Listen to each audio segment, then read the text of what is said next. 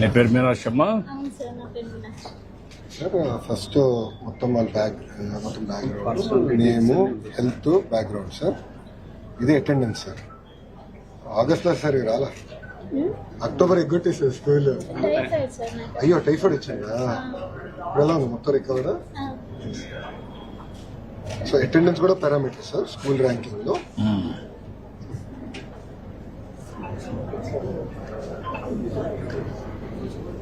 నీ పేరు శివకిషోరయ్య? ఏం చేస్తావా నువ్వు? Lorry driver. నీ వైఫ్ ఏం చేస్తుంది పార్వతి? ఇంట్లోనే ఉంటుందమ్మా. అది కాకుండా ఇంకేమైనా ఆదాయం ఉందా? లేదు సార్. ఎంతమంది పిల్లలు? ఇద్దరండి, కొడుకు.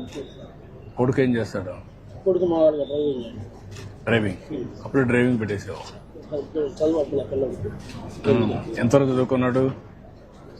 5th వరకే చదివాడు సార్. చదివించలేదా, చదువుకోలేదా? చదువుకోలేదండి. నువ్వు కూడా వాడిని మోటివేట్ చేయలేదా? స్కూల్ తీసుకొని వదిలిపెడుతున్నాను, వర్క్ వెళ్ళిపోతున్నాను, స్కూల్ నుంచి జంపింగ్ అట్లా. ఎప్పుడన్నా మాట్లాడడం కానీ ఎప్పుడు చేయలేదు నువ్వు వాడితో? చేశాను చాలా వరకు. ఖండించాను, తీసుకెళ్ళి పంపించాను, టీచర్స్తో మాట్లాడాను. అది ఆ మైండ్ సెట్ అసలు చదువు మీద చేస్తలేదు సార్.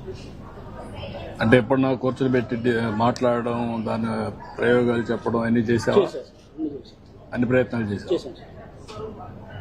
ఇప్పుడు ఎంత వయసు ఎంత వాడికి, మీ అబ్బాయికి? 21 సార్. పెళ్ళి అయిందా? లేదు సార్.